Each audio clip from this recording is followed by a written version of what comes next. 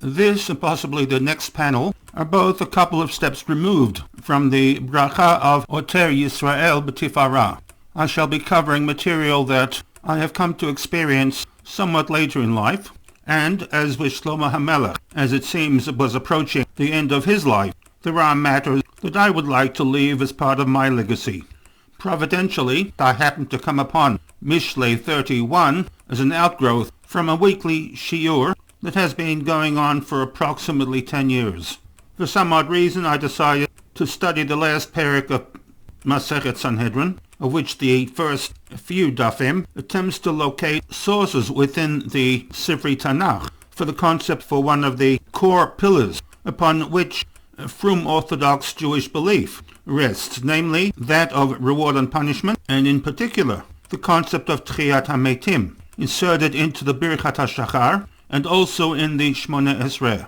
One of the last sources comes from MISHLEI 30, Pasuk Tes Zayin. I just happen to use Pasuk Aleph of this parak, which, according to the position of Chazal, points to the shortcomings of Shlomo HaMelech in not putting a cap upon his head to metaphorically stop him from entering the mindset of, I think, therefore I'm smart, and therefore the Torah restriction of a king not having many wives does not apply to me. Enough talk on my part. Let me return to Agur ben Yakeh of MISHLEI 31.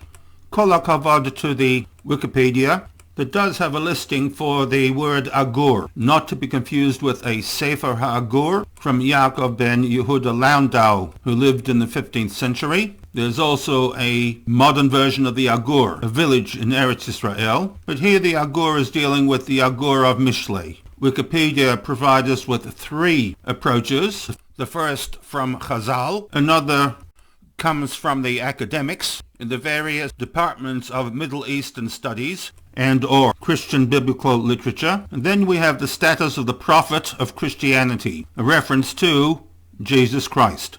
There obviously is going to be tension between, on the one hand, Chazal's understanding of the text, filtering down into the theology of present-day frum Orthodox Judaism based upon a Torah Sheba'al Peh tradition, that Agur ben Yakeh was the pen name of Shlomo HaMelech. MISHLEI 30 is part of Sefer MISHLEI. It's not a separate book that somehow was cobbled together and found its way into MISHLEI. And worth noting is that MISHLEI 31, the final parak of Sefer MISHLEI, contains the now famous Eshet Chayil, recited by frum Orthodox Jews prior to the Kiddush. At the other end, we have the secular academics, mainly Protestants, more recently the evangelicals, along with the German Reform, eventually transplanted into the United States and Canada, that subscribed to the position that the entire Tanakh reflected not a single author, but rather different stories, different accounts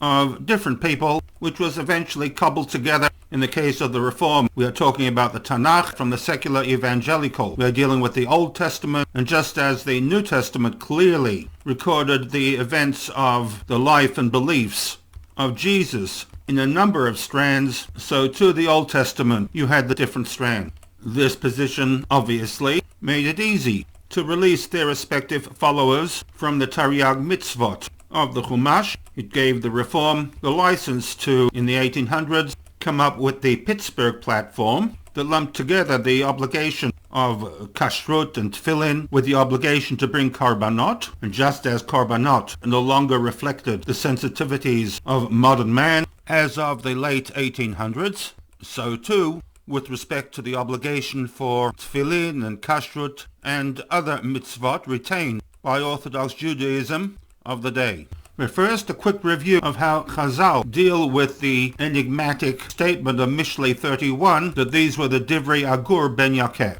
Keeping in mind that Chazal had access to a rich Torah Sheba'al Peh tradition, they have fine-tuned the tools for navigating the code of Tanakh. It is fair to assume that they, the Tanaim and the Marayim, were thoroughly familiar with the entire Tanakh, and as such, they would have been puzzled as anybody studying the Tanakh today with the statement that these are the Divrei Agur ben Yakeh. they would scratch their heads and ask the obvious question, who is Agur ben Yakeh? Nowadays we have the tools to search the entire Tanakh for an Agur, and in 30 seconds we will discover that he doesn't exist anywhere. Similarly, Yakeh, and similarly a person called Ityael, which begs the question, what's the point of linking MISHLEI Perek 30 to a basically non-entity in the Tanakh? And this may have propelled the Torah Shebaal Peh tradition to suggest that Agur ben Yakeh was none other than Shlomo HaMelech. And it makes sense. Sefer MISHLEI was linked to Shlomo HaMelech. Perek 30 is part of MISHLEI. It also, in theory, should be linked to Shlomo HaMelech. And hence, Rashi, in his commentary to this pasuk, using the tools of Drash, that Agur is linked to the Shoresh Aleph Gimel Resh, which means to gather, the Ben linked to the word Bina, understanding, and the Yakeh linked to the Shoresh of Kuf Yud Aleph, to spit out, to vomit. This Drush reading of Agur ben Yakeh is then fed back into the Pshuta Shel Mikra as referring to Shlomo HaMelech, who is berating himself that despite his wisdom, there was a time in his life, very early on, that he amassed a great amount of knowledge, but unfortunately did not internalize that knowledge, spitting it out. The knowledge, according to Chazal, that he is referring to is a command in the Chumash regarding a Jewish king not to have many wives, lest they bring into the palace forces that might lead him astray. Shlomo HaMelech was wise, he had knowledge, I think, and therefore I am smart. The command given to Moshe Rabbeinu to be conveyed to the people that lo yarbe lo nashim, the king should not, though he could, have many wives, so that v'lo yasur levavo, the wives should not distract him, turn him away from his responsibilities as a king. In old age, Shlomo HaMelech takes note of his arrogance, throwing out a challenge to the people to identify anybody in his generation that could match the accomplishments of Moshe Rabbeinu, who went up to heaven and came down, gathered wind in his fists, wrapped the waters in a garment, established all the ends of the earth. That if such a person exists, let them be identified. What is his name? What is the name of his son? And Shlomo HaMelech berates himself in MISHLEI 2 and 3. I am more boorish than any man. I, despite my wisdom, do not have man's understanding. I have not learned wisdom. So that the position that Chazal take regarding the Agur ben Yakeh linked to Shlomo HaMelech provides a smooth fit to the first 6 pasukim of MISHLEI Perek 30.